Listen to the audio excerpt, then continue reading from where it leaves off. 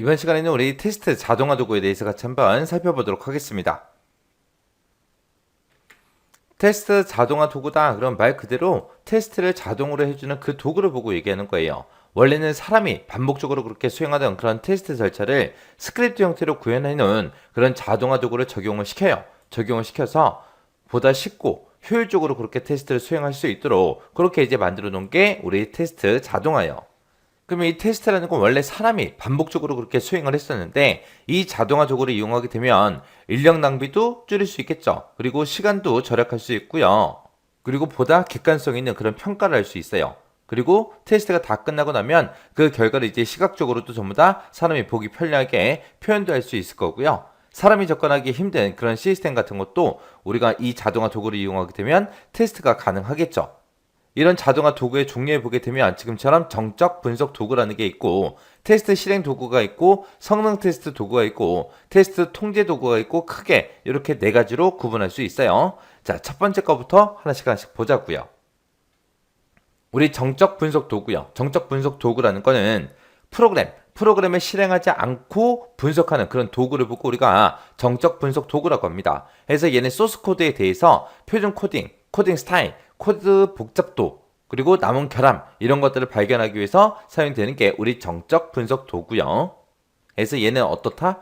프로그램을 실행하지 않고 분석하는 도구다. 이거 정확하게 기억하셔야 돼요. 그 다음에 이제 테스트 실행 도구요.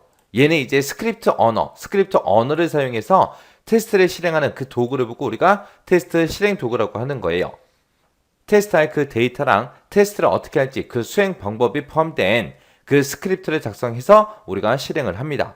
그때 이제 데이터 주도 접근 방식이 있고 키워드 주도 접근 방식이 있고 이렇게 두 가지가 있어요.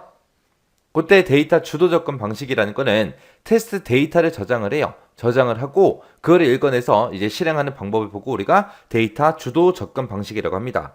그래서 얘는 다양한 데이터를 가지고 동일한 테스트 케이스로 반복 실행하는 그런 방식을 보고 얘기하는 거고 키워드 주도 접근 방식이다라고 하게 되면 테스트를 어떻게 할 건지 그 수행 동작을 나타내는 그 키워드랑 그 데이터를 이제 저장해서 실행하는 그 방법을 보고 얘기해요.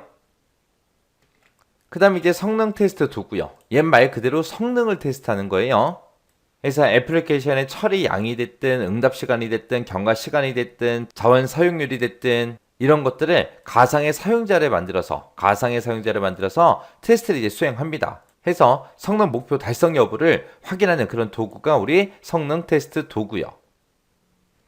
그 다음에 테스트 통제 도구가 있습니다. 통제 도구요. 얘는 이제 테스트 계획하고 관리하고 테스트를 수행하고 결함 관리하고 이런 것들을 수행해주는 그런 도구를 보고 우리가 테스트 통제 도구라고 하는 거고 여기에 보게 되면 이제 형상 관리 도구라는 것도 있고요. 결함 추적 관리 도구라는 것도 있고 이런 것들이 있습니다.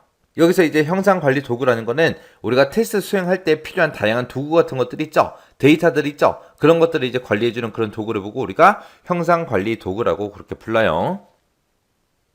그 다음에 이제 테스트 하네스 도구요. 얘는 이제 테스트가 실행될 그 환경을 시뮬레이션을 해요. 시뮬레이션에서 컴포넌트가 됐든 모듈이 됐든 이런 것들이 정상적으로 이제 테스트되도록 하는 그런 도구를 보고 우리가 하네스 도구라고 합니다.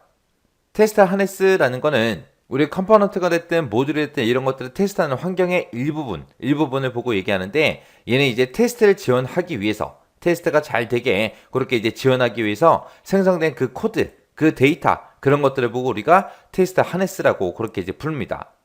자, 테스트 하네스의 구성 요소 좀 보자고요. 이번 시간에 우리 테스트 자동화 도구 문제를 같이 한번 풀어보도록 하겠습니다.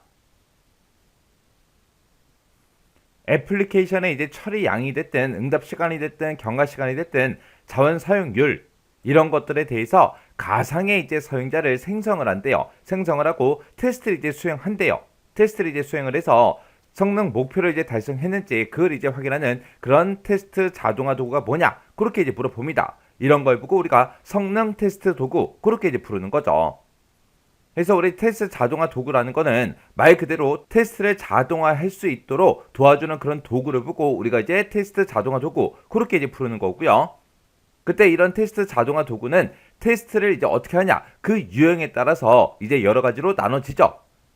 그때 이제 정적 분석 도구라는 것도 있고요. 테스트 실행 도구라는 것도 있고, 성능 테스트 도구라는 것도 있고, 테스트 통제 도구라는 것도 있고, 이렇게 이제 네 가지가 있습니다.